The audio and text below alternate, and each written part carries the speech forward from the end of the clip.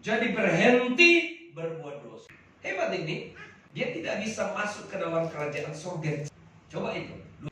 Yang begitu-gitu itu nyusun sendiri gitu. Kemarin jadi anak Tuhan yang sungguh-sungguh itu. Itu kesaksian. Banyak kesibukan. Saya bolak-balik ke Sulawesi. Dan saya menyempatkan diri untuk hari ini bisa bersama-sama dengan saudara berbagi. Tema kita hari ini adalah melakukan kehendak Bapa. Ini beberapa kali saya sudah share di beberapa tempat ini. Tapi saya ingin juga share di sini. Tema kita yaitu melakukan kehendak Bapa. Segera saja kita buka Alkitab kita di dalam Injil Matius pasal yang ke-7 dari ayat 21, 22 dan 23. Saya kira ayat ini tidak asing bagi saudara ya.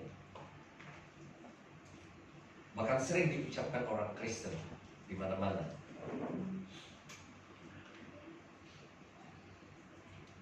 Oh, ini ada itu ya. Di slide sudah bisa lihat ya. Coba kita pelan-pelan saja ya, supaya saudara bisa mengerti. Saya dan saudara bisa paham ini sehingga kita bisa hidup seperti apa yang Tuhan kehendaki. Coba kita baca 1, 2, 3. Bukan setiap orang yang berseru kepadaku, Tuhan, Tuhan, akan masuk ke dalam kerajaan surga, melainkan dia yang melakukan kehendak Bapakku yang di surga. Itu dulu. Jadi dengan tegas Yesus berkata, bukan setiap orang yang berseru Tuhan, Tuhan yang akan masuk ke dalam kerajaan surga, tetapi jelas sekali ya, tetapi atau melainkan dia, bukan kelompok ya, dia atau setiap pribadi yang melakukan kehendak Bapakku yang di surga.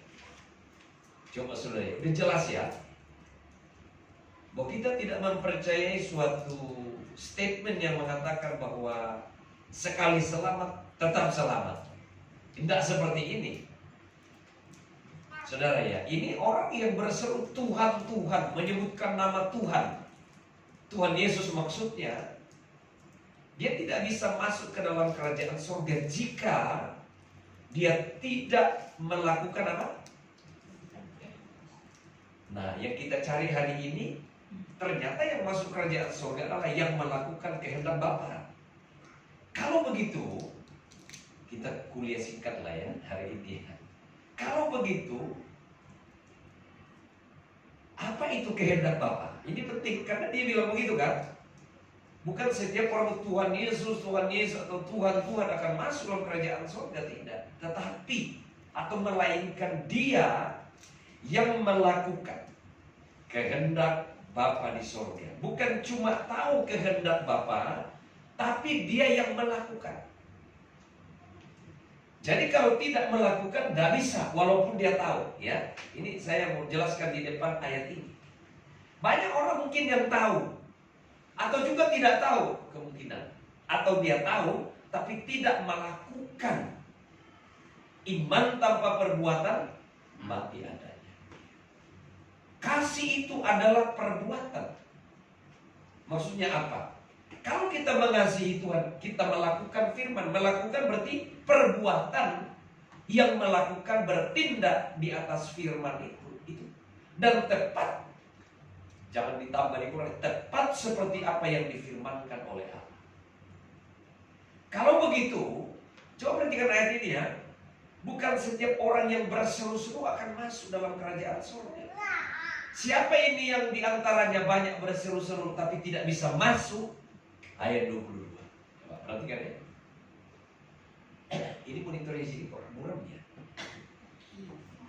Nah, berubah jadi ungu ya, hitam tulisan ungu, coba bayangkan. Nah, mata saya juga. Itu boleh bagus. Nah, pada hari terakhir, nah perhatikan ini ya, banyak orang yang berseru kepadaku. Coba kita diskusi aja ya, khotbah ini saya rubah jadi itu ya. Nah, pada hari terakhir, hari penghakiman maksudnya nanti, perhatikan ya. Banyak orang berseru kepadaku apa? Sama dengan yang di ayat tadi ya. Tuhan, Tuhan, bukankah kami bernubuat demi namamu, ya kan? Ini hebat ini hamba Tuhan yang kalau sekarang hamba Tuhan yang terkenal ini. Mungkin kalau abad sekarang viral gitu di media sosial. Hebat ini. Bernubuat demi namamu dan mengusir setan demi namamu dan mengadakan banyak mujizat demi namamu. Namamu itu M besar, berarti nama Tuhan maksudnya. Berarti bukan orang yang melakukan pelayanan itu yang terutama atau panggilan kita. Entah saya jadi pendeta, Anda dan melayani, itu bukan terutama. Buktinya ditolak kalau tidak melakukan kehendak. Harusnya yang melayani Tuhan itu harus melakukan kehendak Bapa. Jadi yang prioritasnya, inti atau tujuan utama kita mengikuti Tuhan atau melakukan kehendak Bapa. Bukan panggilan pelayanan itu yang terutama, walaupun itu ada. Kita dikasih jabatan di dalam gereja, jadi pendeta atau gembala, jadi penginjil dan lain-lain sebagainya. Ini orang-orang yang sudah diperlengkapi dengan karunia Roh Kudus luar biasa. Jadi bukan juga soal karisma karunia itu, bukan yang terpenting. Tetapi melakukan kehendak Bapa. Buktinya orang yang sudah punya karunia pelayanan, bisa menyembuhkan, melakukan mujizat, mengusir setan, bernubuat. Tapi Tuhan apa bilang? Coba ayat 23. Bukan berarti yang karunia itu tidak boleh. Itu bagus dalam pelayanan. Dan Tuhan akan memperlengkapi setiap hamba-hambanya dengan karunia-karunia Roh Kudus atau karunia pelayanan itu. Itu membangun tubuh Kristus. Tapi bukan itu yang membawa saudara atau jaminan masuk surga, bukan. Pada waktu itu aku akan berterus terang kepada mereka dan berkata. Pada waktu itu waktu apa? Waktu hari penghakiman maksudnya. Nanti aku tidak apa? Pernah mengenal kamu. Anda bisa bayangkan, sudah dipanggil melayani, diberi karunia yang luar biasa, tapi tidak dikenal Tuhan. Terus nyala daripada kamu sekalian pembuat. Lo kok jahat sih? Udah panggilannya jelas, karunianya jelas, terbukti, viral, tetapi kok jahat? Jadi jangan Anda terkecoh dengan orang-orang yang bisa melakukan itu.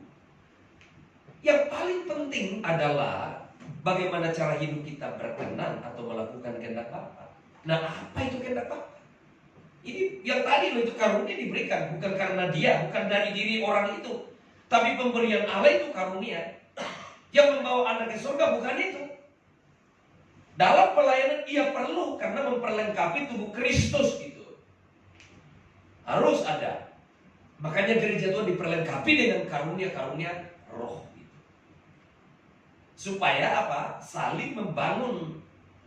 Tetapi intinya itu adalah bagaimana kita melakukan kehendak Bapa. Nah, ini yang kita pelajari hari ini ya.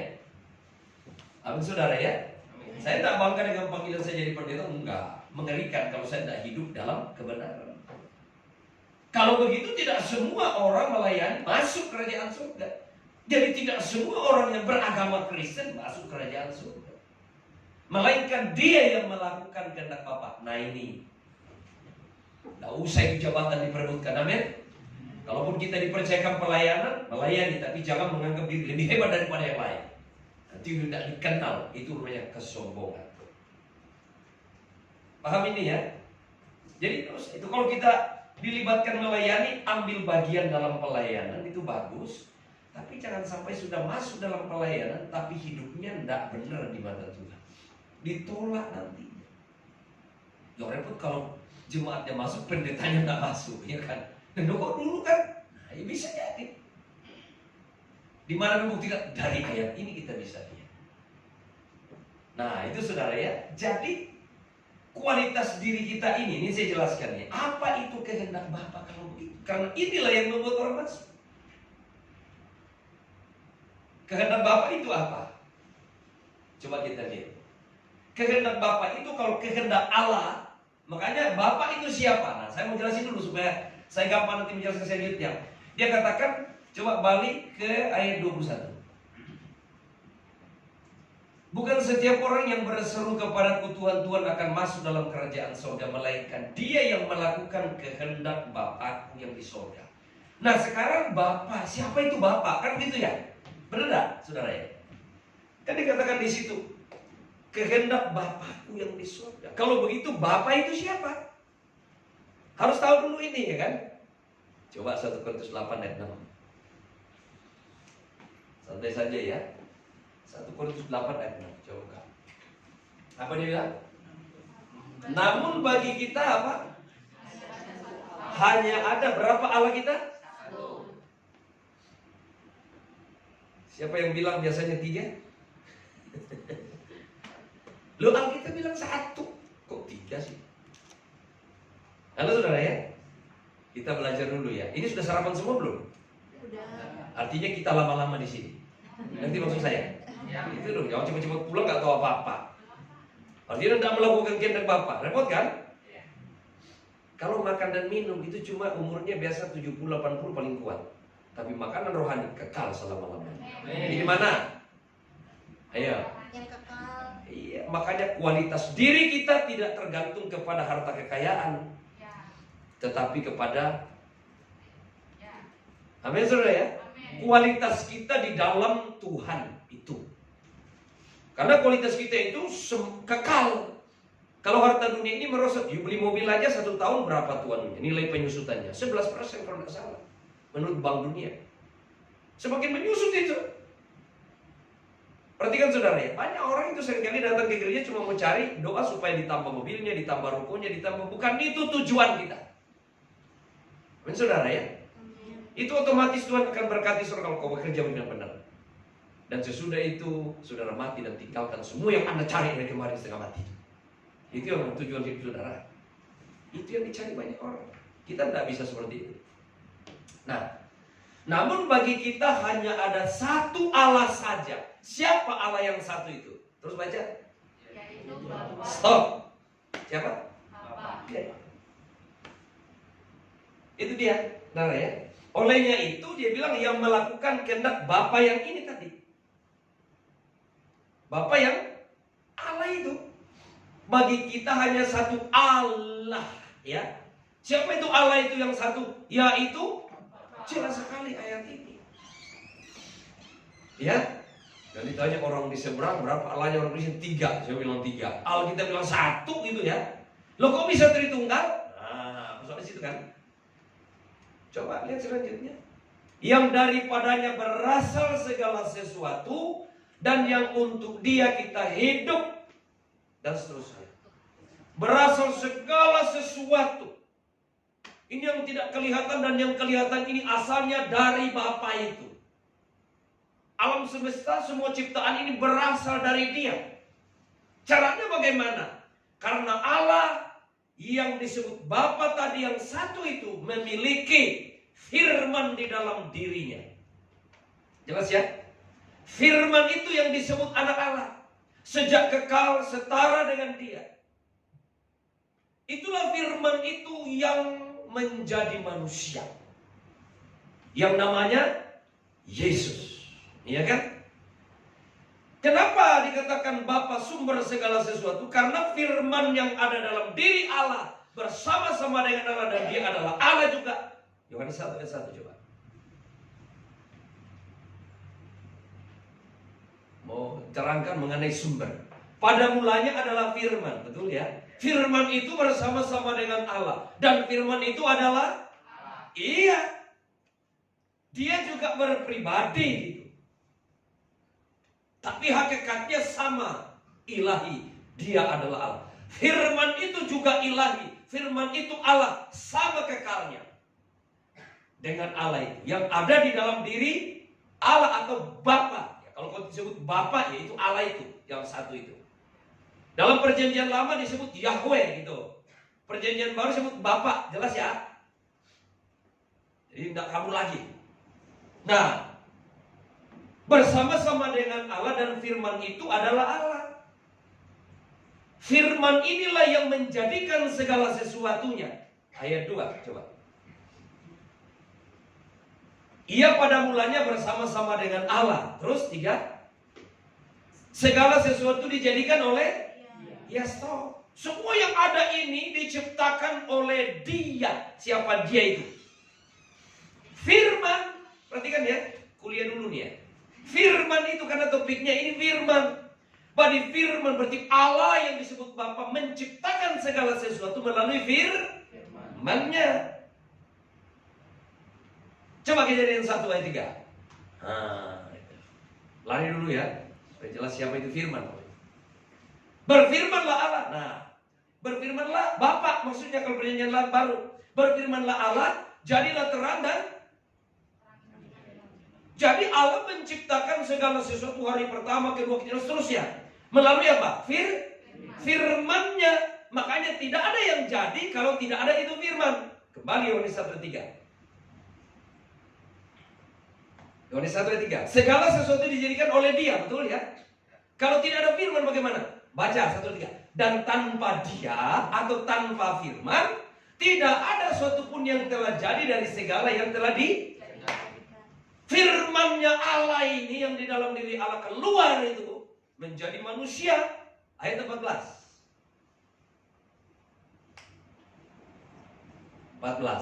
Firman itu telah menjadi, ya terjemahannya sebenarnya bukan manusia, daging, flesh, ya. Jadi firman yang roh itu yang tidak terlihatan itu menjadi daging. Kenapa dia harus jadi manusia? Nah ini karena akibat ketidaktaatan manusia jatuh dalam dosa, sehingga kualitas Allah pada diri manusia itu merosot, hilang kemuliaannya, sehingga sang firman Allah itu turun dari sorga menjadi manusia untuk menebus umat manusia dan mengembalikan umat manusia kepada kualitas yang semula. Kualitasnya apa? Inilah tujuannya Allah menciptakan manusia. Kejadian 1 ayat 26. Coba ikuti dengan baik ya. Kalau tidak ini nanti tidak nyambung ya. Berfirmanlah Allah, artinya Bapa ini ya. Baiklah kita. Loh siapa? Kok kita? Kita itu lebih dari satu. Berarti berbicara mengenai Tritunggal Allah yang kudus. Amin. Dia berbicara kepada firman-Nya yang ada dalam diri itu anak tunggal Allah. Bukan berarti nanti lahir baru disebut anak, tidak. Karena dia keluar dari Bapa jadi manusia. Dari istilah keluar itu maka disebut anak. Bukan berarti Allah itu beranak kayak manusia, bukan, ya. Karena asalnya dari Bapa, bersama-sama dengan Bapa dalam kekekalan. Baiklah kita menjadikan manusia menurut gambar dan, nah itu kehendak Bapa, kehendak Allah. Kan awalnya begitu ini. Pegang ini ya. Karena ini larinya ke situ nanti kita. Apa itu disebut tadi? Melainkan yang melakukan kehendak Bapakku di sorga. Inilah yang masuk kerajaan sorga. Ini kehendak Bapa ini. Berfirmanlah Allah, baiklah kita menjadikan manusia menurut gambar dan rupa kita. Maka diciptakannya, coba ayat selanjutnya 27. Perhatikan baik-baik ya. Maka Allah menciptakan manusia menurut, lo kok jadinya tadi kita jadinya. Nya ini satu kan? Lo tadi mereka, apa kita? Dalam ayat 26, baiklah kita berarti jamak dong ya. Menjelaskan tentang ketritunggalannya yang kudus. Nah, kenapa dia katakan menurut gambarnya? Lo nya kan tunggal. Menjelaskan bahwa Allah yang satu itu. Amin. Udah jelas ya? Nanya aja kalau udah ngerti. Ya kan? Jadi diciptakan manusia menurut gambarnya. Di sini kita lihat sejenak ya gambarnya itu ya.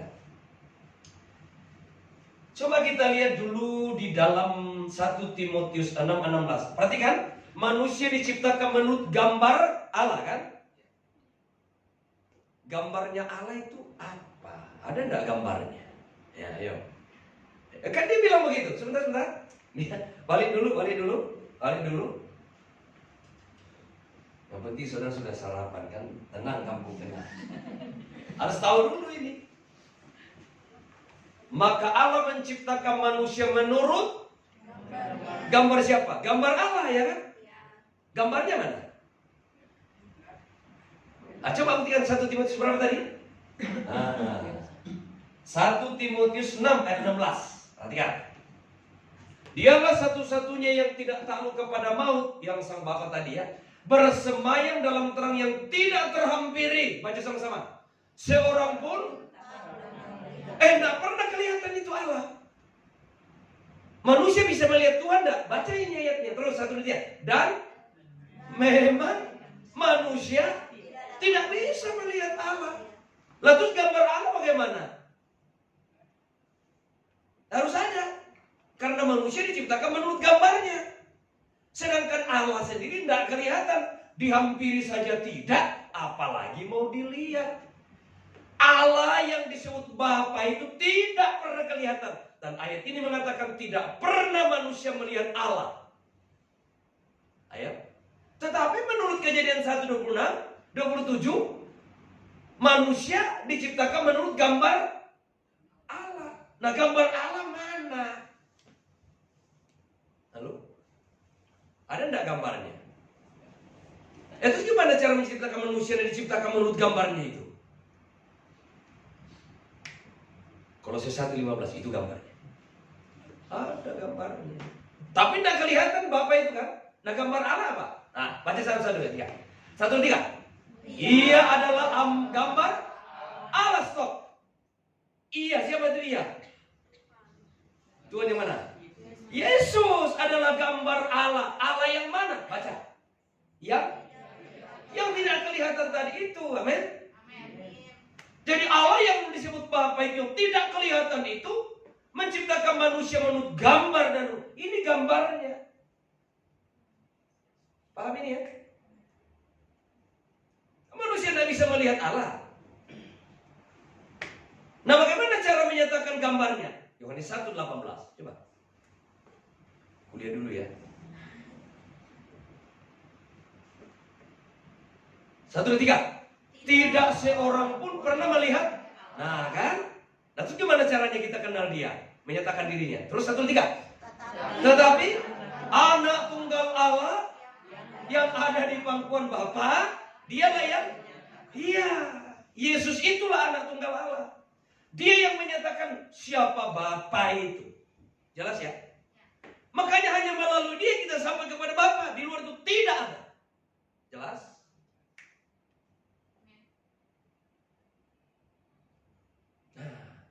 Berarti karena manusia diciptakan, tujuan Allah menciptakannya di Kejadian 1:26 tadi supaya serupa, segambar dan serupa. Gambarnya mana? Yaitu firman-Nya, Yesus.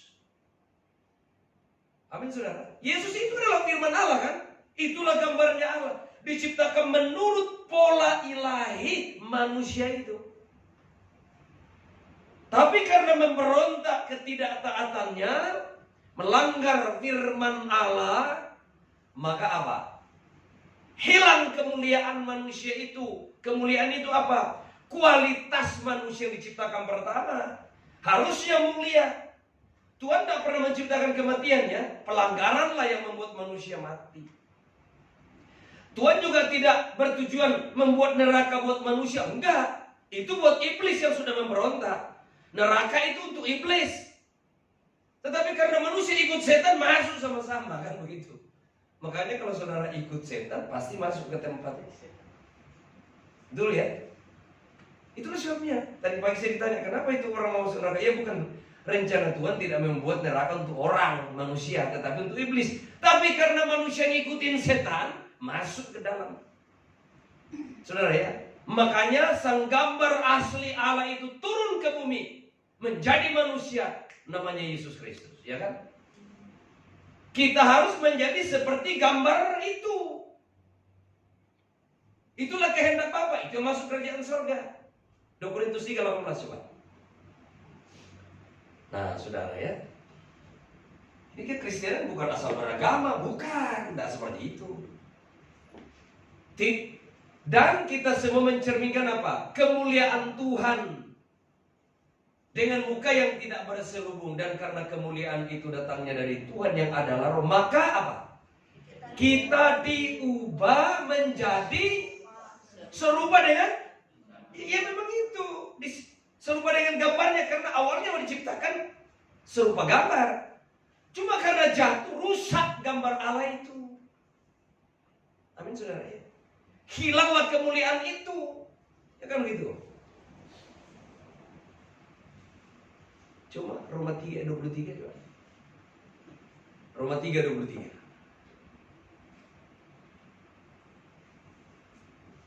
Roma 3 ayat 23.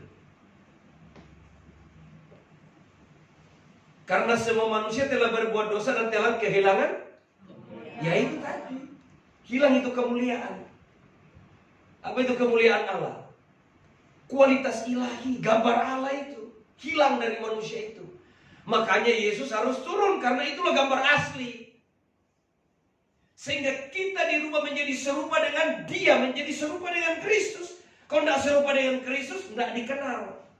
Terus Yesus katakan, aku tidak pernah mengenal kamu, karena kamu tidak melakukan kehendak Bapa. Melakukan pelayanan sih, khotbah, melakukan mujizat, tapi dia tidak melakukan kehendak Bapa. Kehendak Bapa itu apa? Kualitas ilahi. Gambarnya Allah itu kudus, tak bercacat, tak bercela. Jadi tujuan atau kehendak Allah adalah supaya saya dan saudara hidup suci atau kudus dalam Tuhan. Itu, tanpa itu tidak bisa. Matius 5 ayat 8 coba. Kekristenan jangan dipermainkan, dan sekedar beragama, sorry. Nah begitu. Jadi ke gereja jangan coba datang cari harta, bukan tempatnya di sini. Iya kan? Jualan di pasar itu nggak ada. Atau di mana? Apa dia bilang? Berbahagialah orang yang suci hatinya. Nah, kalau tidak suci hatinya, tidak bisa ketemu. Amin. Jangan bilang yang penting saya sudah ke gereja, saya pasti masuk surga. Siapa bilang? Yang pelaku mujizat saja hebat tadi tidak masuk. Ngeri? Ngeri enggak? Ngeri. Makanya Filipi katakan, kerjakan keselamatanmu dengan takut dan gentar. Saudara ya, jadi berhenti berbuat dosa. Dosa itu apa? Meleset. Meleset itu tidak cocok dengan firman Allah. Selesai. Masih ada enggak yang iri hati, ya kan? Masih ada enggak yang sakit hati, ya kan? Masih ada enggak yang tidak mengampuni? Ayo saudara. Tapi rajin ke gereja. Ayo. Coba Matius 6 ayat berapa tuh ya? Ayat 12, 13. Matius 6 ayat 13 coba. 14. Sorry, 14. Coba baca ya, 14 ya. Matius 6, 14. Ini contoh saya. Karena jikalau kamu mengampuni kesalahan orang, siapa aja yang berarti untuk orang? Terus? Nah kalau tidak gimana? 15 coba. Tetapi jikalau kamu tidak mengampuni orang, Bapamu juga tidak akan mengampuni kesalahanmu. Tidak masuk kan? Ada enggak yang begitu? Masih dendam sama orang, ya kan? Saudara dimusuhi tidak apa-apa. Yang penting yang balik musuh, jangan balas kejahatan yang kejahatan. Orang jahat sama saudara, yang rugi siapa? Dia sendiri, bukan kita. Karena apa yang ditabur pasti dituai. Sekali lagi, coba Galatia 6 ayat 9. Nah, atau ayat 6 kalau tidak salah, 6 dan 7. Galatia 6. Enak itu berbuat baik. Bodoh itu orang yang jengkelan. 7. Jangan sesat. Allah tidak mau dipermainkan. Kenapa? Karena apa yang ditabur orang pasti dituai, tidak mungkin. Orang ini jahat sama saya begini, dia akan tuai kejahatannya. Tapi saya berbuat baik terus, saya juga tuai kebaikan. Iya kan? Yang rugi siapa? Iya. Kalau dia jengkel, saya jengkel, sama-sama bodoh. Ngerti?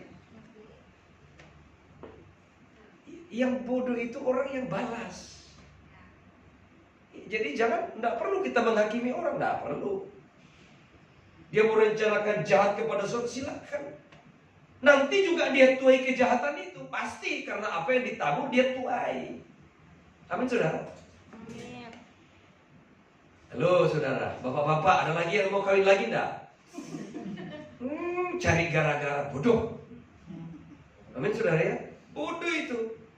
Makanya Tuhan bilang cungkil itu matamu. Daripada kau bermata satu masuk surga daripada bermata dua masuk neraka. Benar ya? Artinya jelas itu bukan sesuatu permainan. Amin ya bapak-bapak ya. Ini udah menikah dari belum ya? Iya, matanya juga bisa masalah kalau kejalalatan. Ya kan tidak jelas penglihatannya. Saudara, jadi kita harus hidup sesuai kehendak Bapa. Kehendak Bapa itu kekudusan. Tak ada yang lain. Kudus apa? Sesuai dengan kebenaran. Kebenaran itu apa? Yohanes 17 ayat 17 coba. Nah, Yohanes 17 ayat 17. Kuduskanlah mereka dalam kebenaran. Firman-Mu adalah hidup sesuai dengan firman. Itulah hidup kudus, ya kan? Amin saudara ya. Amin. Harus serupa dan segambar. Karena manusia diciptakan di situ awalnya. Nah, kalau hidup saudara begitu, ya tidak usah khawatir tentang makan minum, pasti dicukupkan Tuhan ya. Amin. Itu yang mana itu Matius 6 ayat 33 coba tuh, coba itu.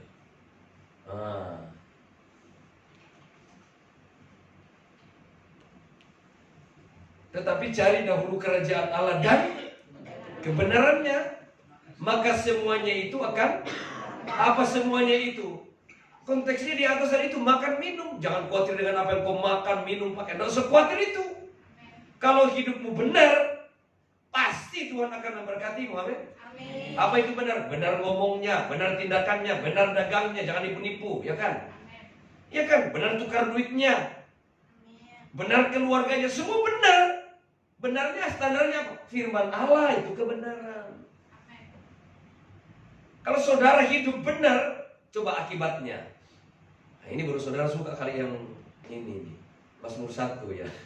Wah, ini harus tunggu dulu, yang benar dulu. Itu firman Allah selalu melakukan dulu, baru ujungnya di bawah. Berbahagialah orang yang tidak berjalan menurut orang nasihat orang fasik. Orang yang tidak apa?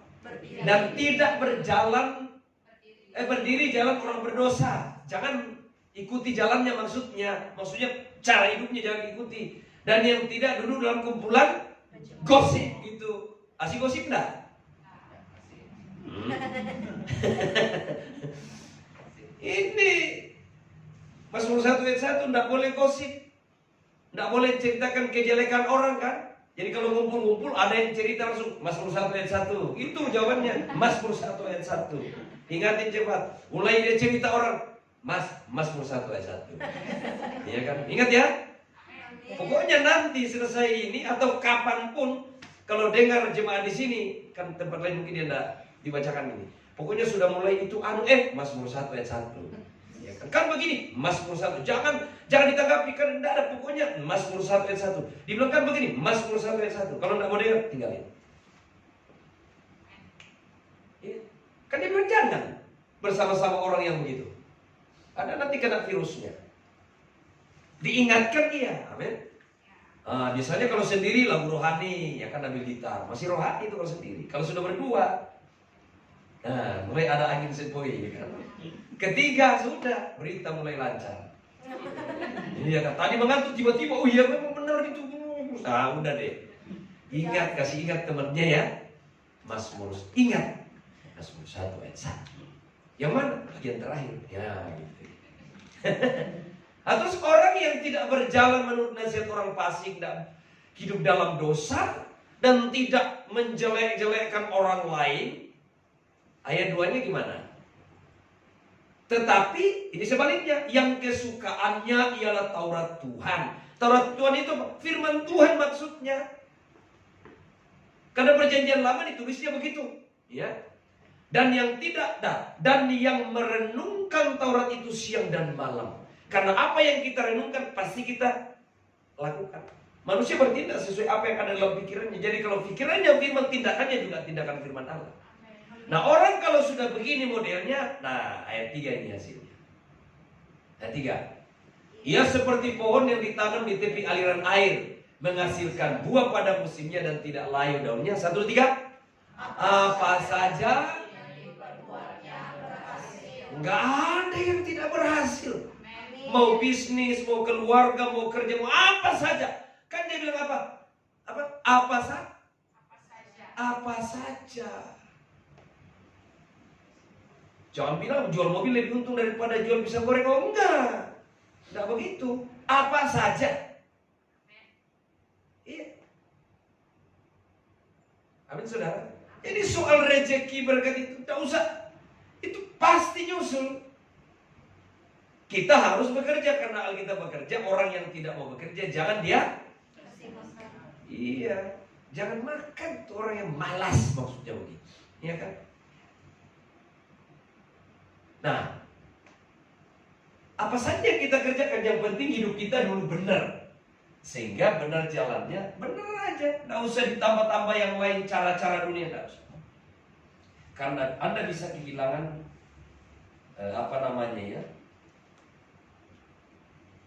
kehendak Bapa.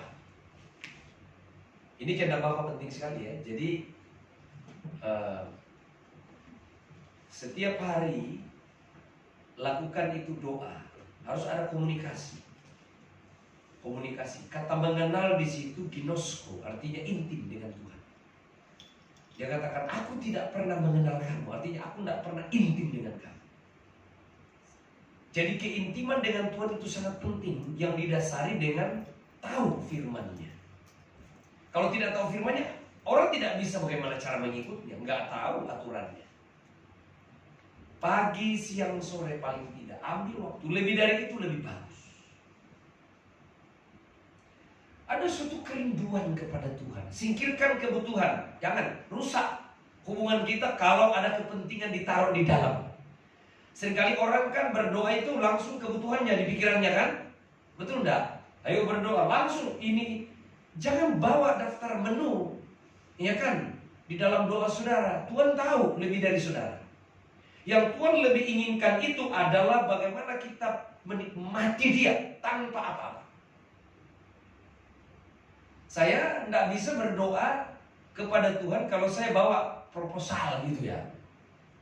Saya tidak bawa proposal. Saya juga banyak program, tapi saya tidak bawa itu. Karena saya tahu Tuhan waktu saya bertindak, Tuhan tahu saya butuh ini dan itu. Dia akan lengkapi, ya kan begitu. Ya sudah. Saya juga bangun sekolah ini, butuh dana miliaran. Saya masih butuh sekitar 3M sampai 4M gitu ya. Itu pun belum tentu jadi. Lanjut lagi nanti Januari. Ada yang sudah kasih tahu, oke Pak, saya cuma sedikit ya, 100 juta saja ya, saya mau terserah. Yang begitu-gitu itu nyusun sendiri gitu. Amin saudara ya. Bukan itu yang jadi tujuan kita, bukan. Sehingga apa yang kita kerjakan pasti kita sudah berpikir apakah ini untuk kemuliaan Tuhan atau tidak. Kalau untuk tidak, jangan. Bukan untuk kemuliaan diri kita, tapi untuk kemuliaan Tuhan. Pasti Tuhan akan kasih. Dia janjinya begitu tadi kan. Apa saja yang dikerjakan tangannya berhasil. Orang yang hidup dalam kebenaran. Jadi penting hidup kudus itu, amin saudara ya. Makanya pertobatan itu penting sekali. Semua yang kita lakukan yang tidak berkenan, tidak sesuai dengan kehendak Allah atau firman Tuhan, kita tinggalkan semuanya. Untuk kita masih diberi waktu, ya kan? Makanya ada lagunya, hidup ini, hidup ini, Untuk melayani Tuhan. iya, melayani yang mana? Bertugas. Bukan di situ. arahnya. Cuma orang kan suka itu. Ya bagus sih. Tapi kalau cuma mau bertugas maksudnya melayani dalam gereja, maksudnya itu mengambil bagian, itu nomor kesekian. Buktinya tadi pelaku mujizat ditolak loh itu. Itu melayani enggak itu? Itu pelayan-pelayan hebat ditolak kan? Berarti bukan tujuannya itu, bukan. Ingat ya para pelayan di sini, bukan tujuannya itu. Untuk apa kau terlibat dalam pelayanan tapi hidupmu tidak benar? Ditolak oleh Tuhan nantinya. Makanya itu jabatan tidak usah dikejar dalam gereja. Tidak usah. Tidak dikasih, tidak dikasih, itu bukan tujuan kok ya. Dengar ya. Mengambil bagian dalam pelayanan gereja itu bukan tujuan utama. Ini yang tujuan utama tadi. Hidup benar. Malah banyak orang menggunakan pelayanan itu sebagai alat untuk apa? Memperoleh sesuatu kepentingan pribadi. Ada yang begitu, tidak semua, tapi ada yang begitu. Amin saudara ya. Malah gereja dijadikan ladang bisnis. Nah, ayo. Itu kepentingan pribadi dan lain-lain sebagainya. Bukan untuk pekerjaan Tuhan. Nah, sudah itu ditolak nanti. Jadi pelayanan itu bukan hal yang utama. Hidup ini ada, bukan ke situ arahnya. Kan, saudara ya, arahnya itu adalah bagaimana hidup kita berkenan kepada Bapa di surga. Itu prioritas utama.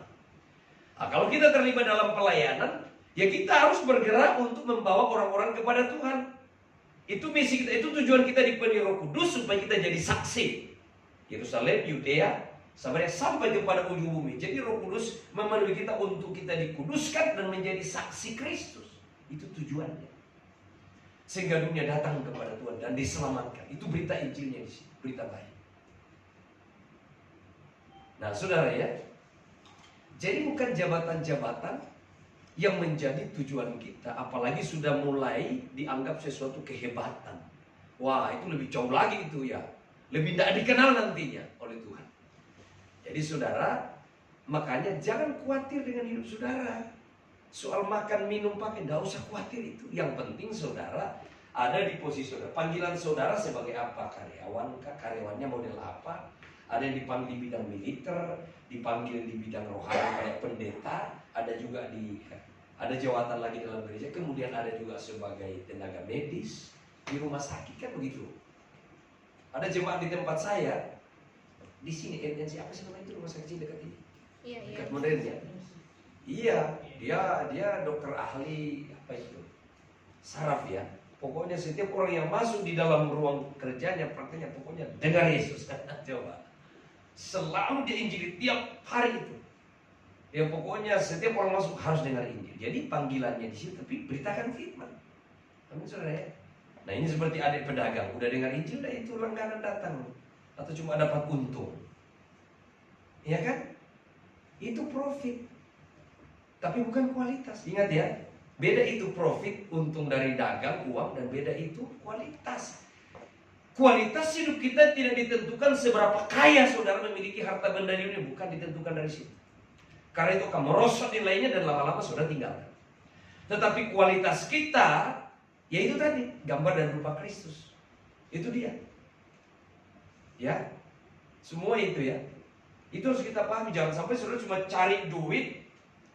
Itu cuma keuntungan materi di situ, tidak membawa saudara kepada kualitas rohani. Alangkah baiknya saudara juga dapat profit, untung, tetapi kualitas hidup saudara semakin hari semakin meningkat, semakin hidup dalam kekudusan, semakin menuju gambar rupa Kristus itu. Itu tujuan Anda dan saya. Makanya cuma satu hal yang kita perlu, yang terakhir ini di dalam apa itu ya, 2 Petrus 1 ayat 4. Nah ini tujuannya. Terakhir di sini ya. 2 Petrus 1 ayat 4. Dengan jalan itu ia telah menganugerahkan kepada kita janji-janji yang berharga dan yang sangat besar, supaya apa? Olehnya kamu beroleh mengambil bagian dalam itu. Tujuannya hidup kita. Itu kualitasnya kita di situ. Supaya kita mengambil bagian dalam kodrat ilahi.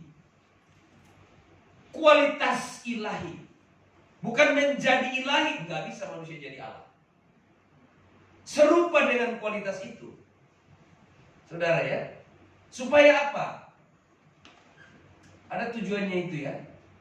Dan luput dari hawa nafsu duniawi yang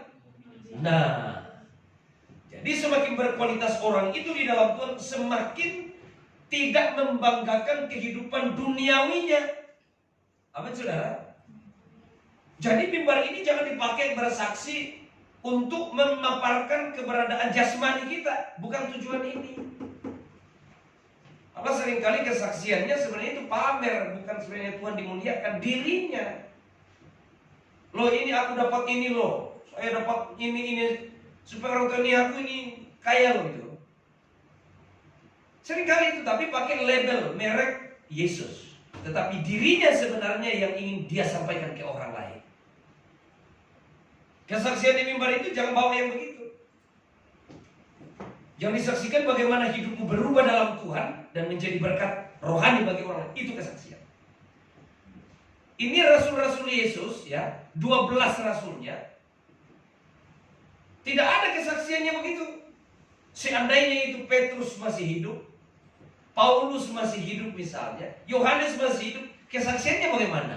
Tidak pernah itu, saya ditambahkan lagi ini dan ini harta. Tidak ada itu di Alkitab. Kesaksiannya aku menderita karena Kristus. Banyak orang diselamatkan. Itu kesaksian. Kristus yang diberitakan, bukan diri kita yang diberitakan. Hati-hati dengan kesaksian, banyak yang salah di situ. Dirinya yang dia pamerkan, bukan lagi Kristus yang diberitakan, saudara. Tetapi seringkali dirinya yang dia beritakan. Satu ayat tapi saya lupa ya.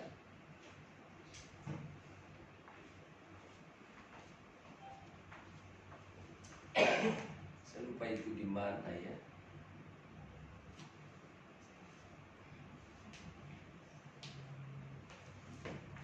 Saya lupa itu ayat. Padahal itu. Coba ada yang bawa itu enggak ya? Coba saya cek apakah saya dapat ya.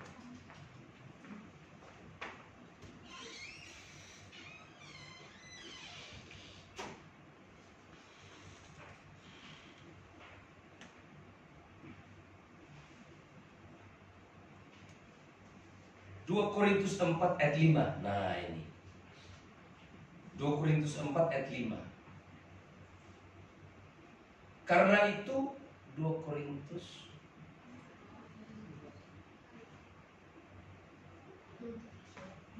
4 ayat 5.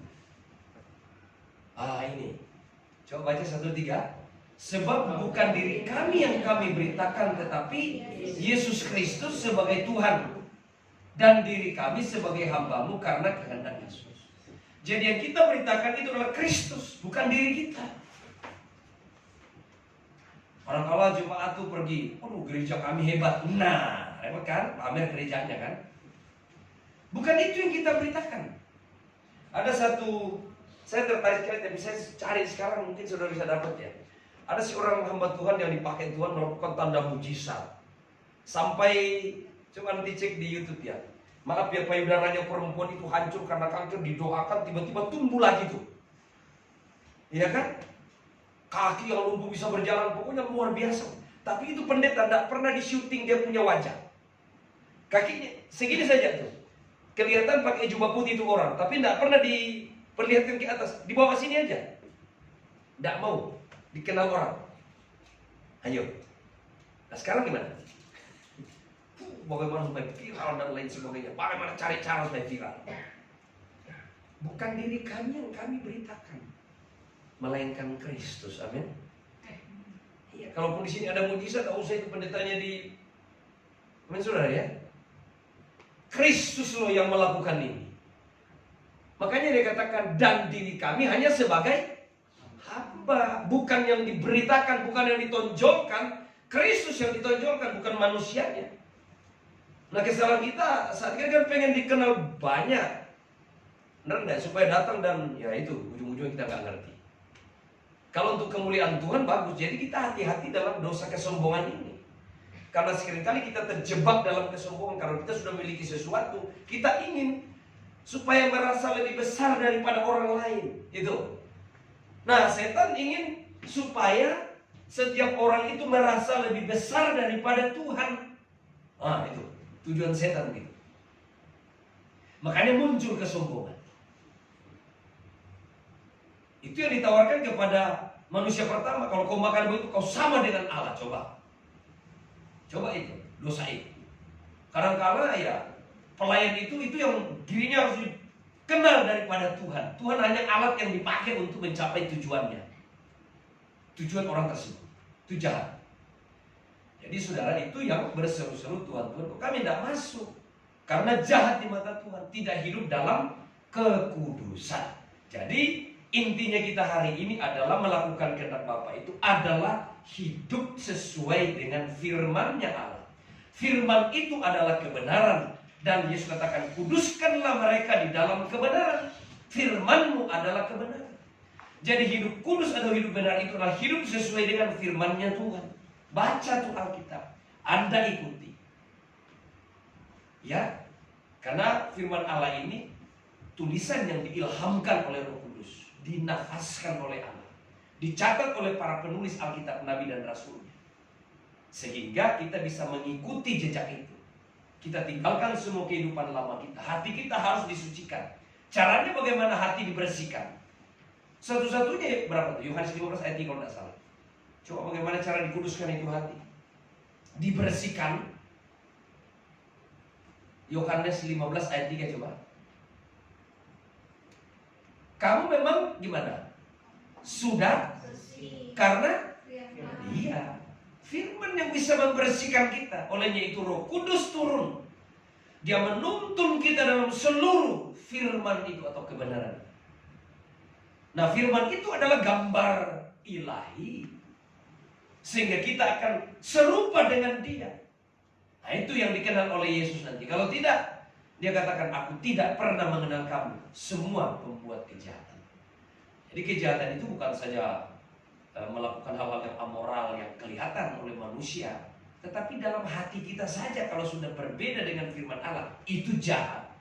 Mungkin di depannya muncul baik, tapi motif di dalam hati seseorang itu bertentangan dengan firman Allah, itu jahat di mata Tuhan. Jadi kejahatan itu dimulai dari dalam diri, yaitu dalam pikiran dan hati kita. Sesudah itu baru saudara tenang. Apapun goncangan hidup saudara itu bukan masalah. Jadi kesimpulannya begini, bukan masalah yang terjadi pada diri saudara yang disebut masalah itu, tetapi diri kita yang bermasalah, itulah masalah. Saudara dimusuhi orang lain, saudara dirugikan orang lain, masalahnya di mana? Orang itu, bukan orang itu masalahnya. Sekali lagi ya, ada yang merugikan saudara, mengkhianati saudara misalnya. Masalahnya di mana? Apa dia yang mengkhianati kita jadi? Bukan masalah di situ. Contoh saya kasih, saya pernah mengalami. Saya pernah seorang profesor juga, tapi tidak boleh sebut nama. Dia ada tagihan. Saya pernah cerita mungkin di sini. 98 juta kalau tidak salah. Uang saya cuma itu-itunya, ya kan? Saya kasih, bertahap sih memang. Pak Oktav nanti 2 hari saya ganti. Ini tagihan mau masuk profesor, punya rumah di Sentul, punya apa itu yang begini lambang itu mobilnya, Jaguar. Saya sudah naik di Jaguarnya, punya mes, anak tinggal di apartemen. Coba, apa kita ragu kasih? Dia doa, kami doa dari jam 10 malam sampai jam 4 pagi. Diragukan enggak ini? Dia juga pengkhotbah ya.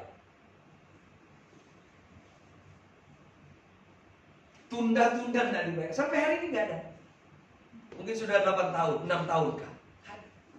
Waktu sudah mulai masuk tahun pertama, enggak terbayar-bayar. Saya telepon, saya bilang, Pak begini, mulai hari ini uang yang saya pinjamkan ke Bapak tidak perlu dikembalikan. Oh ini disebabkan saya ngomong, ya kan? Tidak usah dikembalikan, anggaplah selesai. Mungkin Bapak juga begini, bukan? Kita selesaikan ya, tidak usah diingat lagi. Nah, beres kan? Masalah enggak? Dia bermasalah. Kalau hati saya bermasalah dengan dia. Tapi di sini saya jaga, oh sudah. Cuma saya tidak mau mengulangi kebodohan yang sama 2 kali, ya kan? Tahu enggak saudara ya? Saya waktu itu pagi sekitar jam 9 mungkin, saya pulang dengan istri saya. Motor saya belum pakai mobil waktu itu. Saya naik motor. pulang olahraga pagi-pagi. Saya dapat telepon dari seseorang yang saya tidak kenal. Dia bilang, ini Pak Oktav. Iya benar. Oh, ini orang tahu saya. Dari mana tahu nama saya? Oh, ada murid Bapak yang kasih tahu seperti ini. Dia udah cerita tentang Bapak. Oh, terus gimana? Saya mau terbang ke Jepang. Bisa nggak ketemu saya saat ini juga? Saya lagi di Bandara Soekarno-Hatta. Saya bilang, gimana ke sana? Naik motor di mana parkirnya susah, gimana mau dapat nggak? Dia bilang, datang saja. Kalau datang kita ketemu. Kalau tidak nanti saya pulang dari Jepang baru kita ketemu. Dia kasih uang berapa? 0,5 miliar. Tadi hilang tuh 98. Tuhan ganti 500 juta. 0,5 M. Masalahnya di mana? Saya tidak bermasalah itu yang di puncak. Di mana itu sana? Ya kan? Udah selesai. Coba jadi masalah yang mendatangi kita itu bukan masalah. Kita bermasalah kalau hati kita tidak beres, pasti bermasalah. Orang tidak bermasalah saja kita bermasalah. Apalagi kalau sudah bermasalah, tambah bermasalah, ya kan?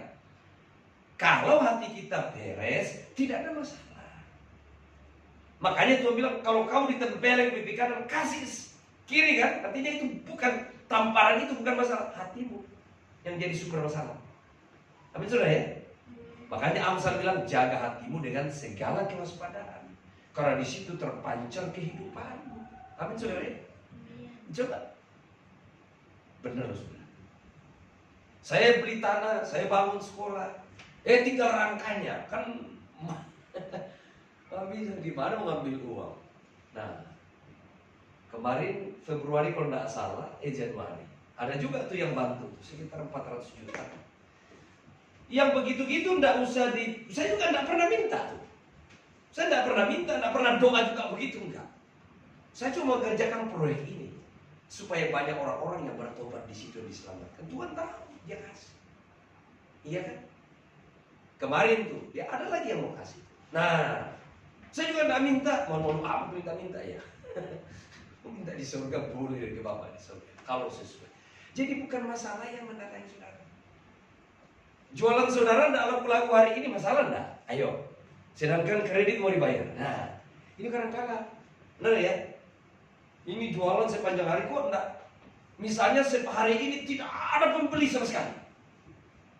Hati saudara benar enggak? Makanya kualitas kita tadi yang dikehendaki Bapak hati bersih.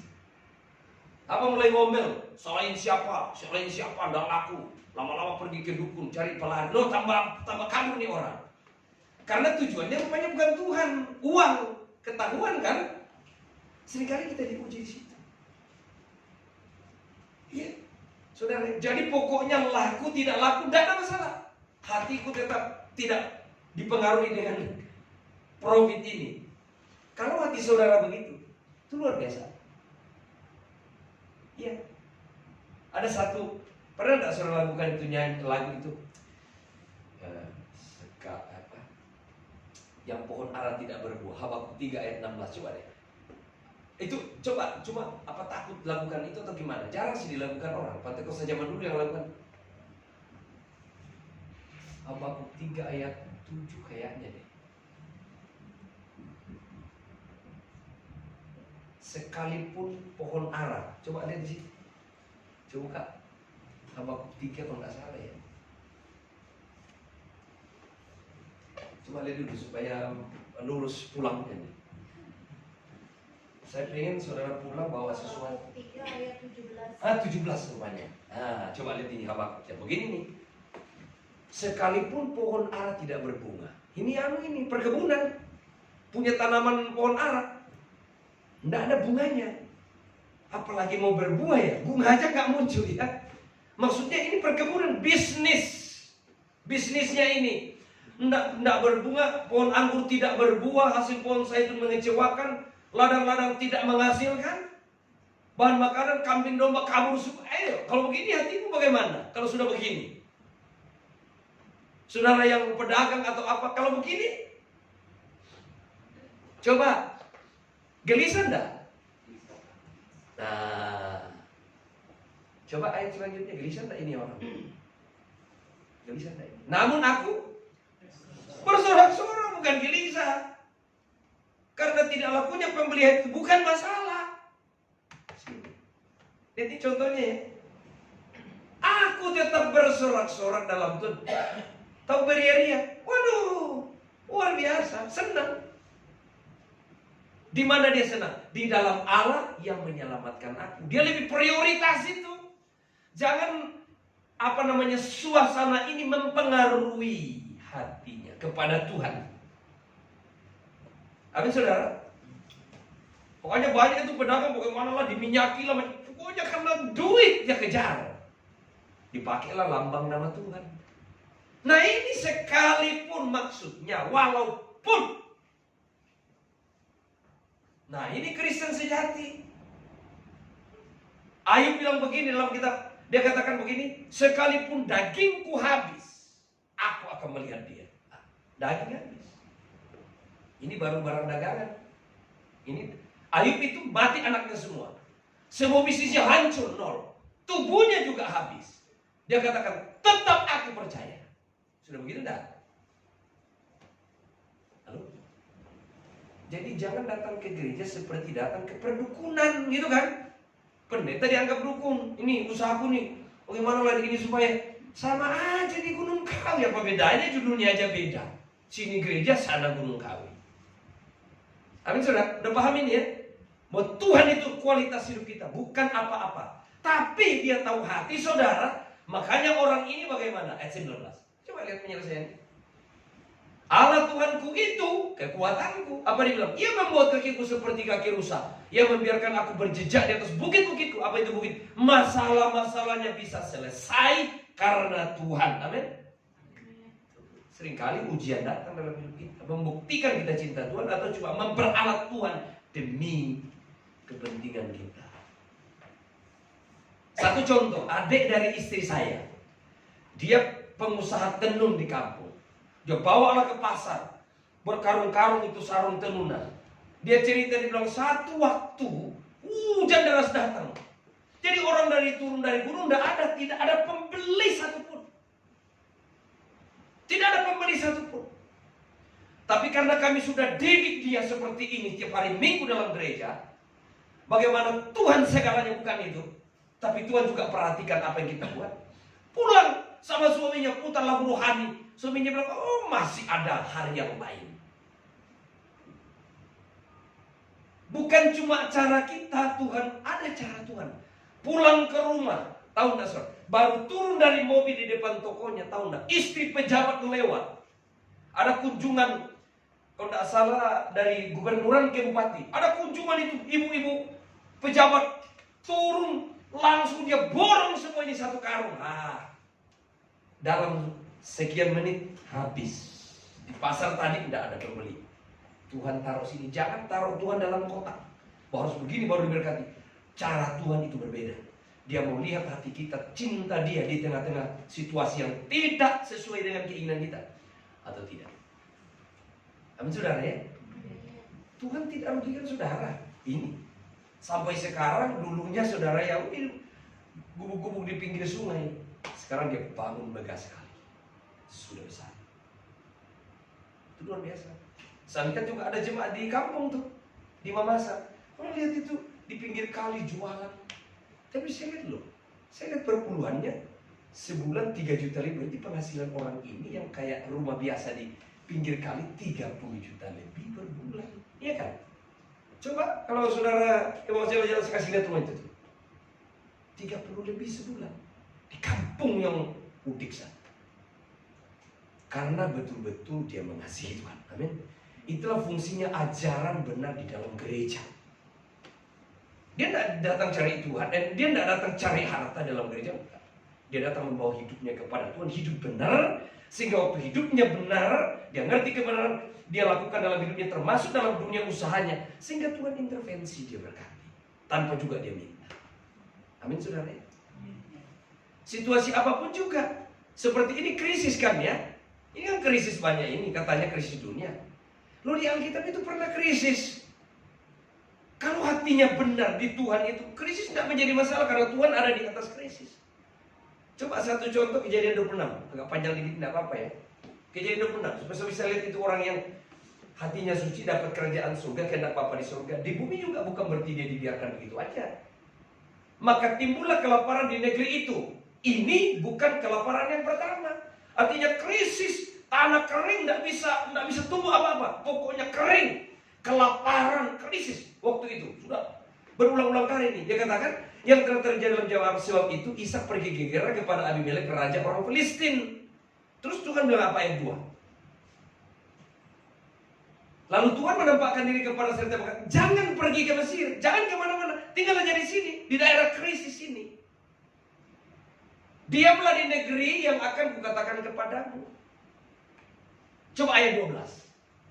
Apa yang terjadi? Karena panjang ceritanya ke ayat 12. Maka ini Ishak tadi yang dalam krisis daerahnya, dia katakan maka menaburlah Ishak di mana? Di tanah itu juga yang lagi krisis tadi kan? Itu juga, waktu itu juga, bukan tunggu-tunggu lagi. Dalam tahun itu juga, ia mendapat berapa? 100 kali lipat. Itu berapa persen? Ayo, kalau 2 kali lipat kan 100%. Jarang juga untung begitu. Ini 100 kali lipat berarti 10.000%. Hebat ini. Sebab apa? Iya. Kalau diberkati Tuhan jadi apa? Terus Anda sudah mulai suka ini kan? Dan orang itu suka lah itu. Ya suka lah. Ya Tuhan yang berkati dia. Orang itu menjadi kaya. Bukan cuma kaya, kian lama kian kaya. Bukan lagi, sehingga dia sangat kaya. Kekayaan tidak salah. Hatinya kita. Tapi kalau kita menggunakan Tuhan untuk kekayaan, itu yang jahat. Artinya tujuan kita harta, bukan Tuhan. Makanya seringkali ada ujian tadi, krisis. Apakah hatinya di saya atau enggak ini? Jadi masalah bukan masalahnya, hati kita yang bermasalah. Itulah masalah terbesar. Merusak hidup kita. Makanya Tuhan bilang jangan khawatir akan hidupmu, amin. Nggak usah orang gonta ngajuin, tenang saja. Makanya Daud katakan hanya dekat Allah saja aku tenang. Amin saudara ya. Saudara udah tenang gak ini? Krisis begini. Tahun depan masih lebih hebat loh itu. Iya. Saya udah sampaikan duluan ya. Iya. Nah, tidak ada di Alkitab itu kalau krisis kita panik. Justru ini Tuhan tunjukkan di masa krisis. Saudara ya. Jadi anak Tuhan yang sungguh-sungguh itu tidak perlu khawatir. Tapi kita harus bekerja. Bekerja aja. Justru dalam masa krisis timbul ide yang baru sekali. Saudara ya. Nah jadi Tuhan itu ingin cuma jangan kita ke gereja hanya itu tujuannya nih. Bapak pendeta nanti ya kasih aja minyak urapan segini kan. Supaya setan jangan masuk di warung. Ini kan lucu itu begitu. Iya kan? Hidupnya. Kalau kita hidup benar kan kita terang. Setan itu kan gelap. Dosa itu kalau dia kan tersingkir sendiri itu kegelapan. Kalau kita hidup dalam terang. Daripada kita tengking, kita hidup dalam kegelapan, kita ditolak oleh Tuhan. Artinya kita tidak memiliki kehendak Bapa di surga. Jadi kesimpulan kita bahwa kita harus hidup kudus di hadapan Allah. Amin saudara ya. Semua yang di hati-hati masih ada ini sama orang, motif kita salah, pokoknya tinggalin. Jadi keluarkan itu di hati, singkirin semua. Kita pulang dengan hati yang baru, ya kan? Pikirkan tiap hari bagaimana aku melakukan firman. Bangun pagi-pagi berdoa, baca Alkitab, lakukan. Siang lagi kalau bisa doa lagi. Malam lagi doa lagi. Kalau bisa 3 kali. Itu ya.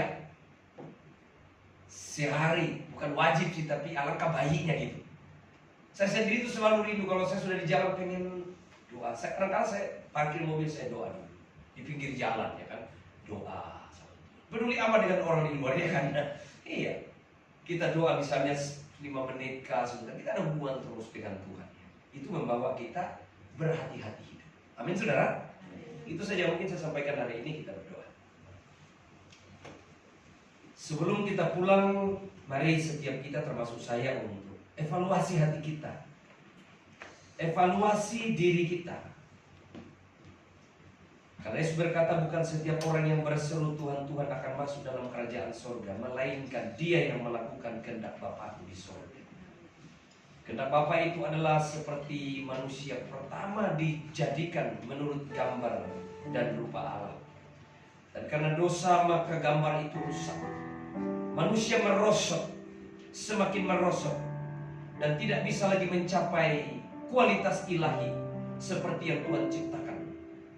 Sehingga Yesus datang, memberi hidupnya, datang berkorban bagi kita, menebus kita, untuk mengembalikan kita kepada kualitas ilahi itu, yaitu gambarnya. Itulah sebabnya kita harus hidup di hadapan Allah sesuai dengan firman-Nya, yang adalah gambarnya, sehingga pada waktu kita berjumpa dengan Dia nantinya kita diterima dengan baik. Kita masuk menikmati kebahagiaan bersama-sama dengan Dia. Dan juga apapun yang saudara kerjakan di bumi, jika Anda hidup dalam kebenaran, maka Tuhan juga akan memberkati apa saja yang dikerjakan tangan saudara. Tidak lagi mempersalahkan situasi, tidak mempersalahkan orang lain, tetapi hati kita yang kita koreksi jika kita hidup benar.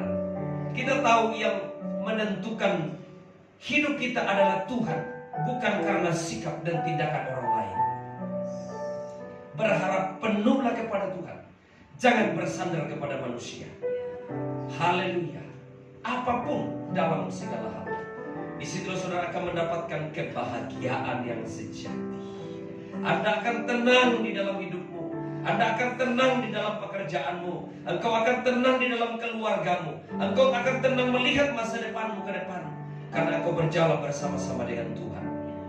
Sehingga tidak ada badai satupun yang bisa merusak hidup.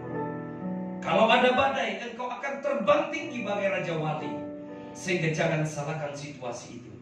Tuhan pakai segala situasi untuk membawamu terbang tinggi. Situasi itu juga memurnikan hati kita, menguduskan kita, sehingga hati kita hidup dalam kekudusan. Pikirkanlah perkara-perkara surgawi, bukan perkara di bumi ini. Terima kasih Tuhan. Mari 1 menit ini Anda datang kepada Tuhan masing-masing sebelum tinggalkan ruangan ini, sehingga saudara pulang dengan hati yang baru. Haleluya. Haleluya. Jangan simpan kecurigaan kepada orang lain.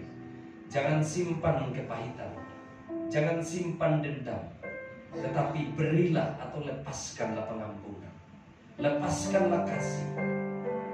Maka itu akan berbalik kepadamu, menjadikan hatimu hati yang baik, hati yang penuh dengan sukacita, hati yang penuh dengan damai. Jika engkau melepaskan kebaikan, maka itu akan berbalik kepadamu. Jika engkau menabur sesuatu yang baik, maka itu akan kembali kepadamu. Karena apa yang kau tabur, itu engkau akan tuai. Terima kasih Tuhan. Segala puji bagi Tuhan. Ampuni kami Bapa yang selama ini hati kami bertentangan dengan firman, sikap dan tindakan kami bertentangan dengan firman, sehingga terjadi konflik dalam batin kami. Melalui firman-Mu hari ini kami diubahkan. Haleluya. Kuduskan kami Tuhan, bersihkan hati kami Bapa. Tidak ada lagi noda-noda di dalam diri kami. Kami mau berbaik hati kepada siapapun juga. Entah orang itu mau merencanakan yang jahat, tidak senang kepada kami. Kami harus menabur kebaikan, kesenangan, sukacita. Karena kebaikan itu akan tumbuh dan kembali kepada kami. Sangat untung orang-orang yang melakukan kebaikan itu, karena dia akan menuai. Terima kasih Bapak. Segala puji bagi Tuhan. Ini doa kami siang ini Bapak, dalam nama Yesus. Haleluya. Amin.